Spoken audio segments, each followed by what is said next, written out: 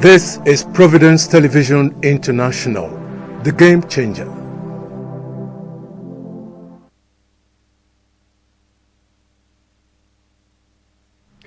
Hello again, it's nice to have you back with us. We want to thank you very much, particularly our viewers in Europe and also in North America. We must thank you very much for being with us all the time. Our local audience, of course, is not left out. You've been doing wonderfully well, joining us to do the right thing and to do it well. Our program today, of course, is Prime Movers, and our guest, wonderful guest because he's been there at the national level, very senior lawyer, who has been a strong member of human rights, environment, and in this country, you can't miss out on his name. Of course, he has his mentors. We're going to talk about all of that. He's a very prominent lawyer, Barrister Dr. Osagie Obayuwana. In 2007, he contested as the presidential candidate of NCP, National Conscience Party, but he was also the Attorney General of Adams Oshiomhole between 2008 and 2012. A lot of people will not easily remember that. But we are going to go ahead now to say welcome to the program to Barrister Obayuwana. Thank you very much. It's my pleasure. Yes, thanks a lot. So here we are. Let's start from here. What are you into now? Private practice mainly? Yes, good. Private practice. Mm-hmm. Yes. Mm-hmm. And you stuck with that? Yes, I love horticulture. Yes, I love to grow flowers. Apart from your legal practice? Yes, and I study folklore. Really? Yes, I've taken a deep interest in our history. Benin history? Benin history. So in my spare time, I work on those things. That's amazing. That's amazing. You were a member of Oshiomhole's administration, 2008 to 2012. Anything special to remember about that? Well, it was an interesting period in the history of our country, our state. The government came into existence as the product of a legal challenge to an election we felt was not conducted properly. We went to court. Well, let me say the governorship candidate went to court and won. Yeah. Yes. So part of the mantra then was the struggle against godfathers. Those who had boasted that there was no vacancy in Osadebe Avenue. Okay. And by and large telling candidates from parties that were not favored by them that they were wasting their time. And money. Yeah. And as it turned out, Mr. Governor then, Comrade Adams Oshiomhole, was a very popular candidate. On account of his antecedents before he contested the election, he was highly beloved by the people. Mm-hmm. And so that came through in the elections. And it was very clear that the declared results did not match what actually took place at the polling. In other words, the judiciary did the right thing. Yes. And the support that he enjoyed, the political support, if you remember those days, each time the matter came up, the motorcyclists, we call Okada riders, workers, they traders. Flood the streets. Yes. I remember. So by the time the victory came all the way and the government was composed, it came in with a different mindset. Good. Yes. I will continue from there. You've worked the judiciary over time, right from that point. Yes. Are you sure the judiciary we have now is still doing what it did during the Oshiomhole administration? Well, some of them are still in service, not all of them. Okay. And don't forget that, yes, we are dealing with an institution, but then institutions are also peopled, by individuals with their preferences and their inclinations. And their idiosyncrasies, probably. As it is often said, the law is, pardon the French, is an ass that can be reading. So yes, we still have people on the bench who are conscientious, who would tell it the way they see it. Yes. Are they more in number? Well, I don't want to talk about numbers, but I just want to say that they are there. Okay. There are people with conscience, who also appreciate that the judiciary as an institution is also on trial. The dichotomy between the expectations of the masses and the quality of justice that comes out of the courts cannot be too wide. So that's why we say, often the judiciary itself is on trial. All right. Don't forget that proceedings are open. And even those who are not lawyers relate the commencement of a judgment with the midsection and the conclusion. That's right. And if there is no sync, questions will be raised. Good. So there are judges who are conscientious enough, not so much because they want to pander to the expectations of the people, but they know that justice as a phenomenon, is something that is objective. Well, as a senior lawyer, look back in the last 15, maybe 20 years. Have there been judgments, in your own opinion, that you consider to be outlandish? Well, if we are to talk about the case of, is it Imo now? Hope Uzodimma, yes. That goes straight to the Supreme Court. Yes. By the time, a candidate say, "Oh, I was shortchanged. I had votes from several constituencies that were not counted." And the court actually examines the complaint and finds that to be true.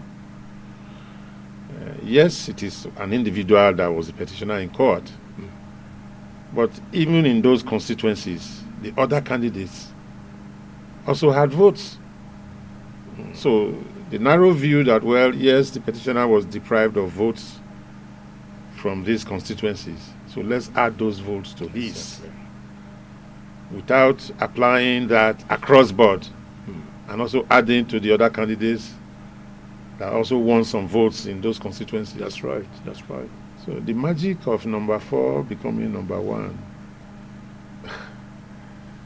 is... it's hard to explain. Yeah, it is. Do you think that will continue to haunt the judiciary? Certainly. Certainly. There are issues now about the judgment concerning rivers, whether the issue of the 27 members of the House of Assembly was squarely before the Supreme Court to make a pronouncement on. What's your opinion about that? Well, I know there are several quarters where the issues are being looked into. And then don't also forget the issues about how the present government at the federal level came to be. Where serious allegations were raised about Mr. President. And then at the end of the day, the Supreme Court says it doesn't matter. Well, we'll leave that for a while. Let's talk about reforms. As a senior lawyer, which areas will you be looking at for legal reforms, serious legal reforms? My concern is with the enjoyment of socio-economic rights. We have civil and political rights, but those rights are inseparable from social and economic rights. We're talking about the right to a job, the right to housing, the right to health care on the basis of need. Mm-hmm. Too many people are dying from preventable diseases. You know? Yeah. The right to leisure, the right to education. Good. Those rights are contained in Chapter 2 of the Constitution. Are they justiciable? That's the point. Yes. No individual can go to court right now Exactly. and say, look, Exactly. I'm diabetic. There are drugs I must take on an ongoing basis. I can't afford it. Yeah. And it is right. Yeah, compel. I have a right to life. Oh yes, oh yes, oh yes. I have a right to health care. Compel Mr. Governor through his commissioner for health to ensure that I get my medication. If you take that kind of matter to court right now, the court will tell you it's not justiciable. It's not justiciable. Yes, yes. Why not? Exactly.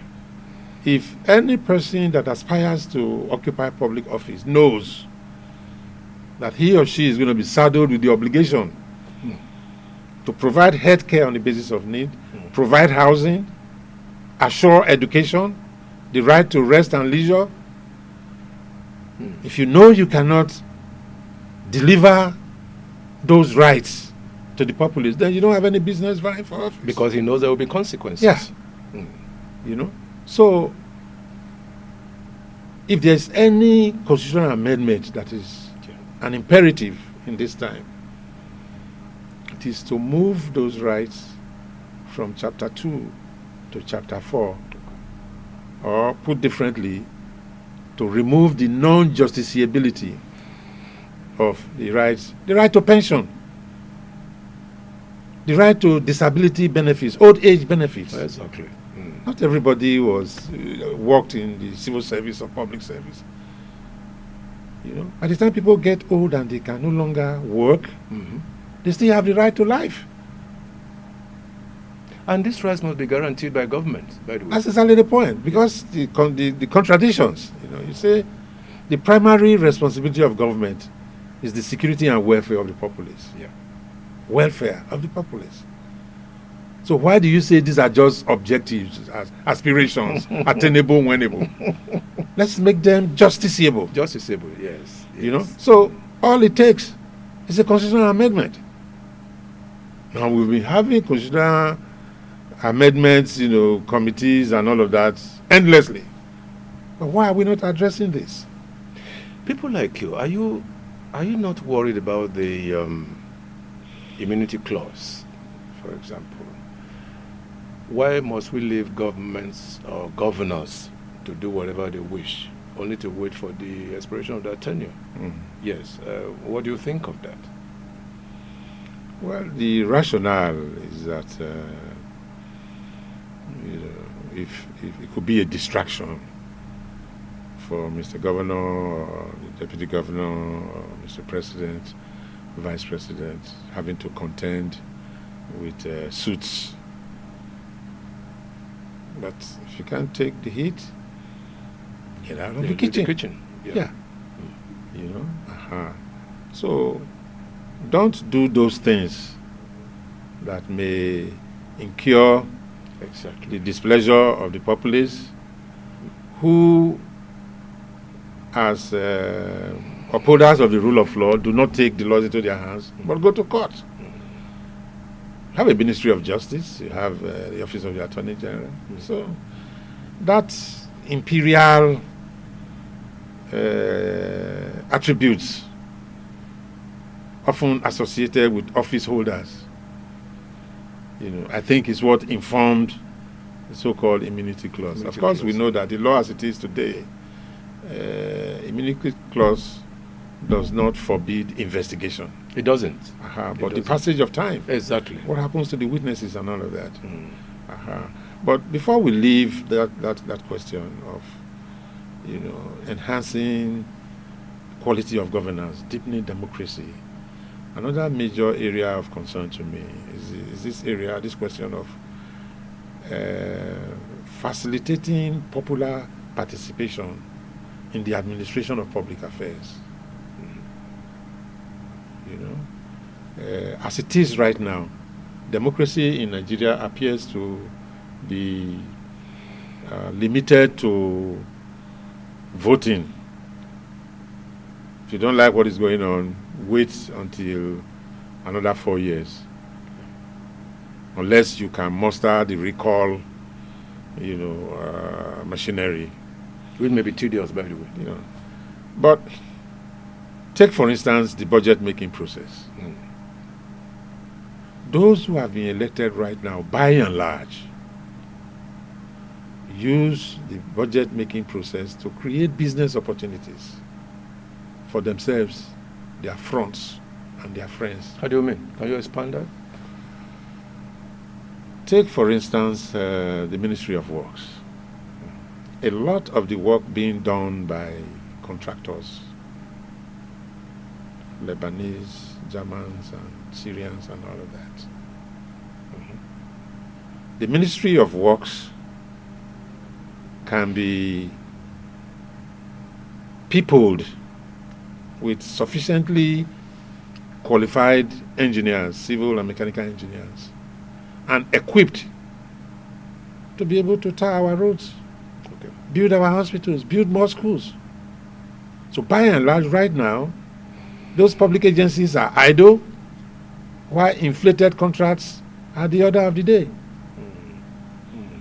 Now, how can a state government or the federal government be formulating health policies without any input from the Nigerian Medical Association? Exactly. How can you be formulating an educational policy without the involvement of the Nigerian Union of Teachers, the Academic Staff Union, ASUP, and the rest of them? And so on and so forth. So the processes of governance need to be opened up. We have an African Charter on popular participation in governance. Oh yes. Yes. I think it's even in one of my books. Yes, Yeah. That's right. So that charter needs to be legislated. Its enforceability needs to be legislated. Locally. Yes, so that trade unions, professional groups can insist on being incorporated into the process of budget making, which actually is priority setting. Now, if we can talk about specifics, how the Lagos-Calabar Highway Came into being. Yes, deeply flawed, I think. Yeah. Deeply flawed. Yes.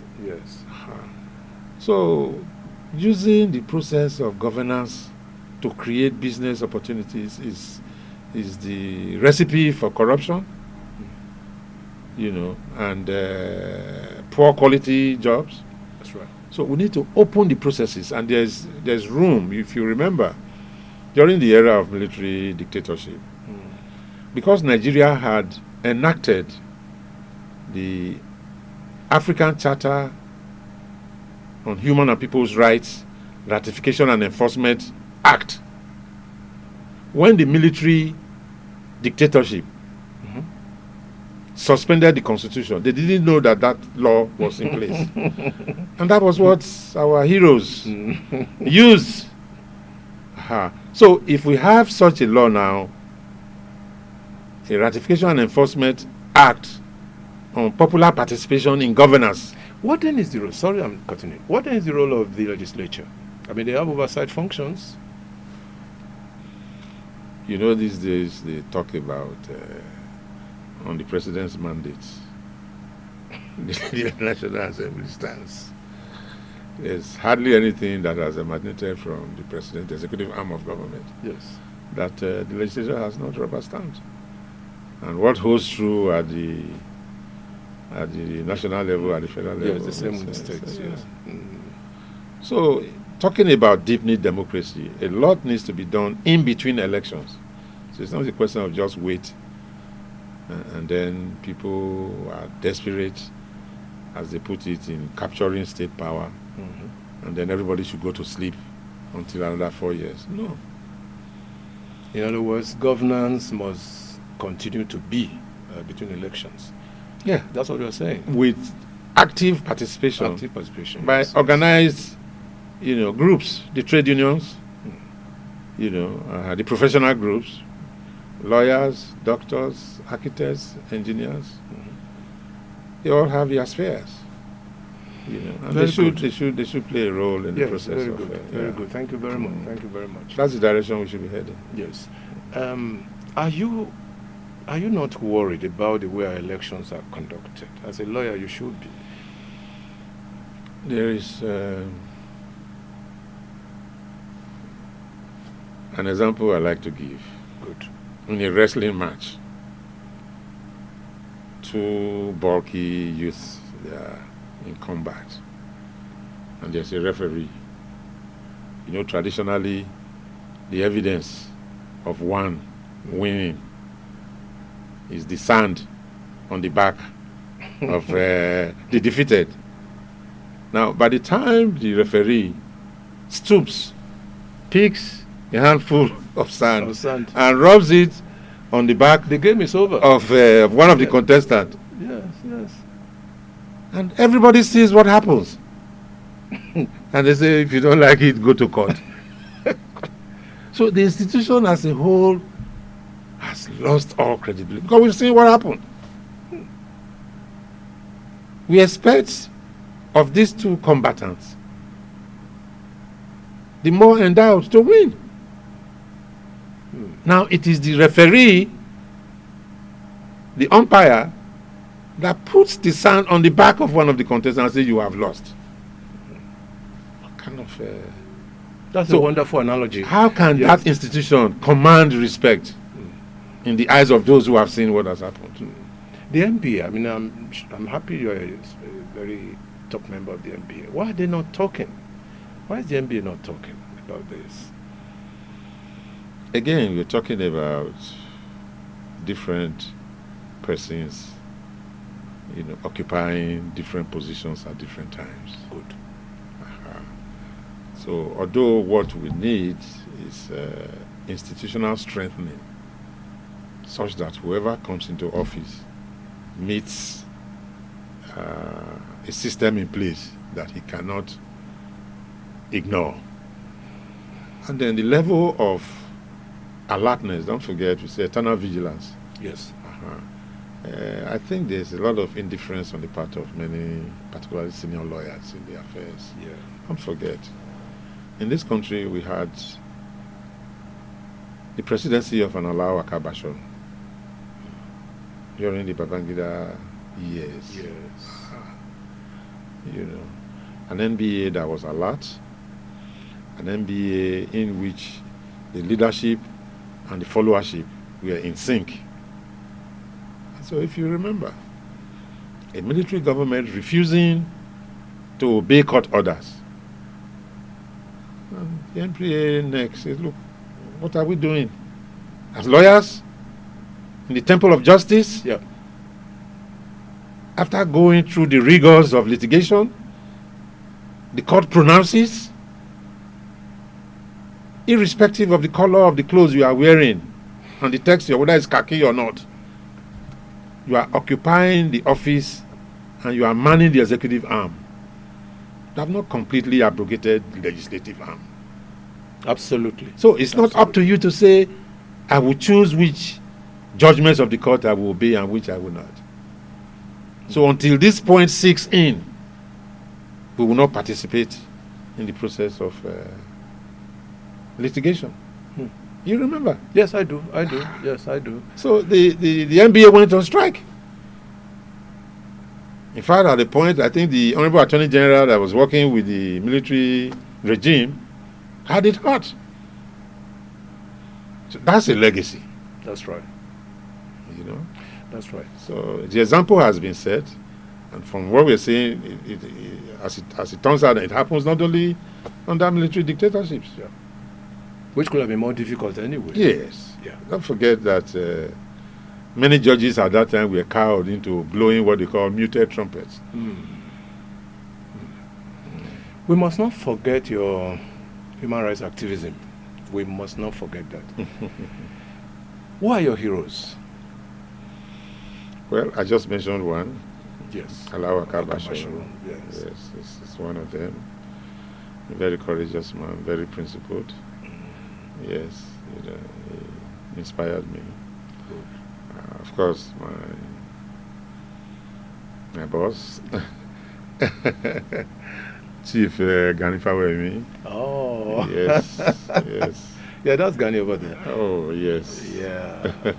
You worked with him? Yes, I worked with him for years. Oh, really? Yes. That's where you cut your teeth. Yeah, well, yeah, sharpen them. Sharp. Yes, I was attracted to go and work with him by the example that he sets. His single-mindedness of purpose, his courage, his industry, his humanism. That's right. Yes, That's right. yes, Yeah, yes. wonderful man. Consistency, throughout his life. That's the way he was. You miss him? Oh yes. Well, I had cause to tell a friend this morning that Gani lives. Gani reproduced himself. There are many, lawyers today of the younger generation who have found wisdom in following the example that Gani sets. So Gani lives through these younger members of the bar. And his vision for abolition of poverty, abolition of arbitrariness and dictation. Arbitrariness. Yeah, yes, and dictation arbitrariness. in the management of public affairs. Yes, arbitrariness. So Gani, great man. Yeah. Great man. He will continue to inspire generations to come. Tunji Braithwaite was one of them too. Yeah, that's Tunji there. Oh yes. How are you, sir? Ah, Yes. you even took a bow. Of The course, camera didn't to all of capture them, that. to all of them, When Tunji Braithwaite in the formation of the Nigerian Advanced Party Yes. talked about removing cockroaches and rats from every home, people didn't quite appreciate the ideal. Why must our people live in overcrowded housing, poor conditions that would conduce to asthma, poor ventilation, lack of water, and the diseases that go with that. Yeah, he's a great man. Tunji Braithwaite, Komishola Oshobu, foremost Pan-Africanist. Oh yes. Oh, Yes, Oh, he yes. had the privilege of working with Kwame Nkrumah. So the issues we are talking about at the national level, it drew our attention to the continental dimension and yes, international. absolutely. Yes, Absolutely. yes. So, of course, the heroes go beyond the boundaries of Nigeria. Dorogi Ohombamu, Dr. Ohombamu. Oh, he was in Unilag. in Yeah, he those was a days. lecturer in Unilag. Oh. Yes. Well, we grew up to appreciate the likes of Nelson Mandela, who was a lawyer, by the way. Oh, he was. He Yes. was. Yes, that's a friend. Yes. Who remained consistent even while incarcerated for 27 years. Oh yes. Oh yes. And nobody could persuade him To do otherwise. that there was a race that was superior to others. No. Equality of human beings, equality of rights, equality of obligations. Those were the ideas that motivated. Yeah. Yes. Incidentally too, Fidel, Castro. Comandante, Fidel Castro. Yes, he was a lawyer too. Oh yes. Yes, he was a lawyer. Oh yes. V.I. Lenin, the father of the Russian Revolution, he was a lawyer. Karl Marx was a lawyer. Karl Marx. Yes. Yes. So, Do you remember Malcolm X? of course, Malcolm,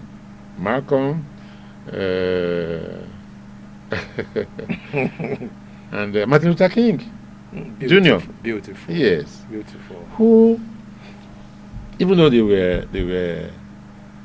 were priests, they couldn't fathom service to God other than through service to humanity. They lived in an era where institutionalized racism was the order of the day. They didn't turn their back on those social issues. Yeah. Yes. You didn't get to know the Fela family or Kuti family? Of course, of course. I work very closely with Beko and some Oh, Kuti. Beko, yes. Yeah, yes. that's Beko then. Oh yes, yes. That's my president. Another great man. Oh yes. He too also championed. He was the leader of doctors. Before yeah, that's true. He was yes, of the enemy. Yes, you're right. Yes, you're right. And very humble man, hardworking, disciplined. He was our founding president of the Committee for the Defense of Human Rights. That's right. Yes. During the military. Yes. Beaten up, and of course he won the respect of his senior brother Abami Fela himself. Fela, I think we have Fela's picture over you have Fela's picture too, yes. So, that's him. You won't believe that they were brothers. Of course, the immediate junior brother.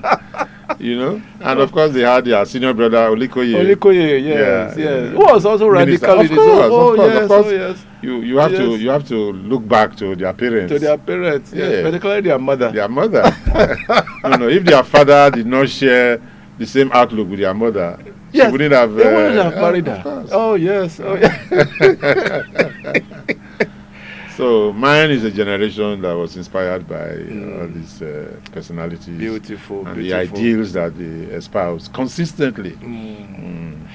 But that environment is being reduced by the day. Does that not give you some concern? Well, how are we going to replicate all these people we are talking about? Well, times are changing in the sense that the application of science to day-to-day living, firstly, let me congratulate Provident Television. Yes, thank you very much. Thank you so much. Thank you. A few years ago, or maybe 20 years ago, it was unheard of. An individual or a group of individuals cannot just say, look, yes, we have something to offer, we have a peculiar approach to dissemination of information. That's right. Your slogan is the game changer. The game changer. Yes. You have come to change the way things, Yeah. Thank you so much. Yes, I have mentioned that the likes of Ghani and others have replicated themselves many times over. Okay. Not everybody knows that. We have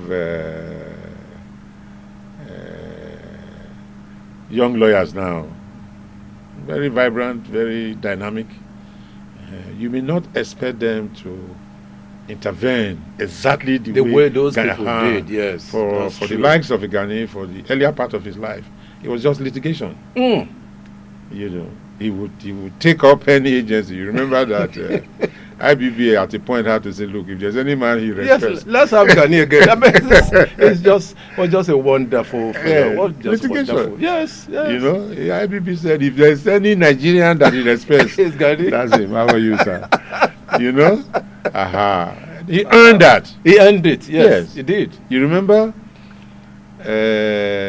Governor Mara sent rams to him, one of the salads, and he returned them.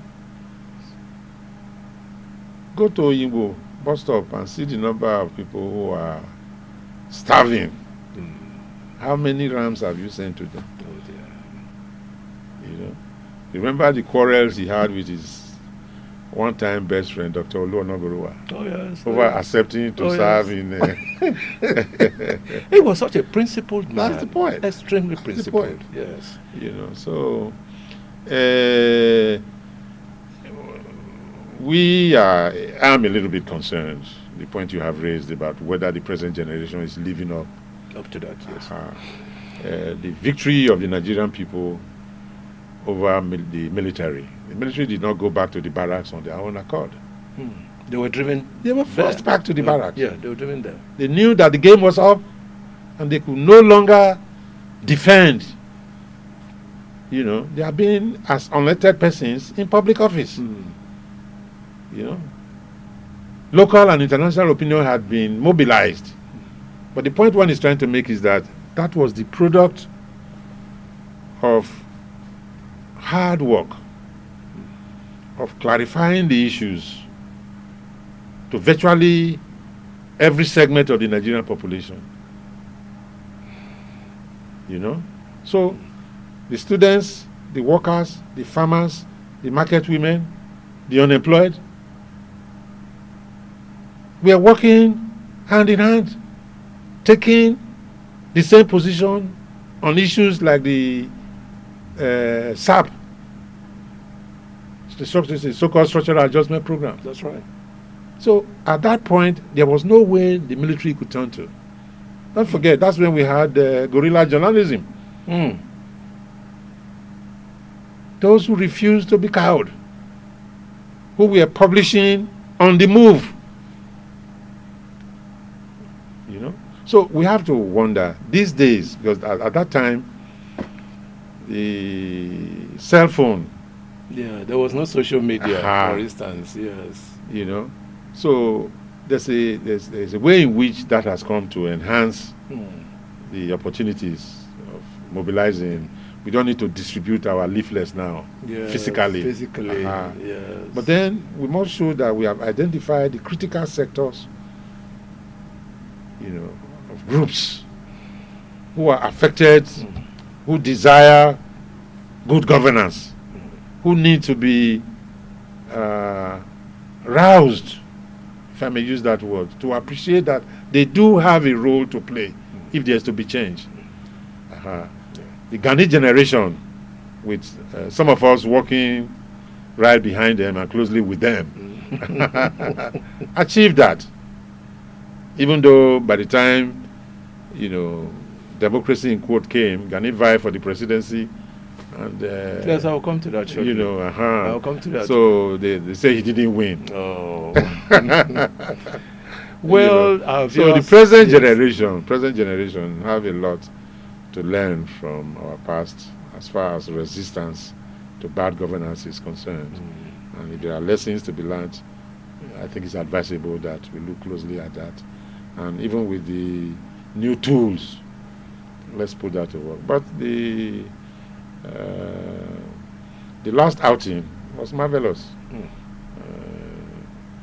The end to bad governance, you know, was marvelous. But the still needs to scope of participation needs to be broadened. Good. Oh, by the way, I don't know why I forgot it at the beginning, but it's not too late. Our viewers should be interested in the fact that you'll be 70 the next month. Yes. Good. Yes. On the 19th of April. On the 19th of April. So you're already in the mood. Yes, so to say. Yes. So congratulations for that. Thank you very much. Congratulations. Yes. Yes, congratulations. Thank you. There's a special event for that? Yes. There's going to be a birthday lecture. Okay. You know, which is taking place at the NBA Bar House. Yes, and you will deliver the lecture. No. Oh, okay. Comrade Femi Falana, Senior Advocate of yes, Nigeria. I think we have his picture somewhere. Yeah, that's Femi. That's him. He's my chairman, Board of Trustees, Committee for Defense of Human Rights. Oh, yes. We've been through it all together. You've been through it all. Yeah. So he's coming. He's coming to be the chairman of the occasion. Comrade Barrister Femi Aborishade. Yes. He's going to deliver the lecture. Oh. He was the founding general secretary of the National Conscience Party, and whose motto was abolition of poverty. Yes. Poverty still needs to be, abolished from our country. So the topic of the birthday lecture is abolition of all forms of poverty in Nigeria. Whose task? Yes. So there's a poser, eh? Yes. What is the role, first of all, of government? Okay. The three arms of government in the abolition of poverty. What is the role of the clergy in abolition of poverty? Yeah. What is the role of the poor in abolition of poverty? What is the role of the rich in abolition of the media? Good. Yeah. Very good. So, and then, is poverty man-made or ordained by God? Can poverty be abolished? What would it take to abolish poverty? In how many forms does poverty manifest? So it's our way of paying tribute to the legacy of the heroes we have talked about today. Good. Very good. So rather than just clinking glasses and all of that. Let's and obviously Gani will have been around if he was well, still with yes, us. yes, certainly. But Thank you those very he has replicated himself in, certainly, and we want to invite Provident Oh TV. yes, why not? Why not? Yes. Why not? It's a privilege of ours. You talked about NCP, National Conscience Party. Oh, by the way, you were once a presidential candidate. Yes, 2007. Could we say that NCP is defunct? Is it No, still alive? NCP is still alive. There was an attempt where they claim they have proscribed the NCP, not for any wrongdoing, but according to them because the NCP has not won offices through the electoral process after several attempts. You know, we are challenging that. Which is not enough for prescription. No, we have a right to associate around ideals that inspire us. Oh yes, oh yes. No matter the number of times that we try, no matter how long it takes for the masses to say, look, this is the way forward. That right to associate, that freedom of association exists. Particularly yes. when we are talking I'm sorry. Yes, please. When we are talking about elections that are not free and fair. So the matter is in court. It's in court, yes. Yes. Yes, we would like to know whether you will still be interested in running for the president. Well, I have come to the realization that I don't need to hold public office to serve the Nigerian people. Okay. Yes. It's part of the reasons why we clamor for popular participation in governance. Will you also suggest that we should have independent candidacy? Yes, I will support that. Okay. You know, to allow, because the party machinery right now cannot be said to have been designed to bring out the best. Okay. You know, so people define loyalty to individuals, not to the cause of the party as the yardstick. Yeah. You know, so we will support that. Oh, we must thank you very much. Time is not always a friend on a program such as this, but we must do something. We must serialize this conversation. Please. It's unending, as it were. Yes, yes. But our viewers have had the best of the moment, talking about your heroes, talking about your activities in the movement. And guest today, Doctor, the one and only really, Barrister Dr. Osagie Obaiwana. A lot of people do not quite know that you're still very much in activism, in a very silent way, but there it is. Our program has been Prime Movers, and our guest has been this gentleman, Barrister Obaiwana. He served as AG, that's Attorney General to Oshomole, 2008 to 2012, and he was also the presidential candidate of the NCP in 2007. That was just a year before Oshomole picked you as his AG. Yes. And he's been in human rights activism for a great number of years. Thank you very much. It's a pleasure, sir. Yes, thank you very much. Thank you very much. Congratulations for being on the 7th floor now. It's a wonderful moment. Thank you, sir. Wonderful moment. Thank you, viewers. Yes, we'll be back same time next week, I guess. The program Prime Movers. My name is Emmanuel Ilariwa. All my love and prayers. Bye now.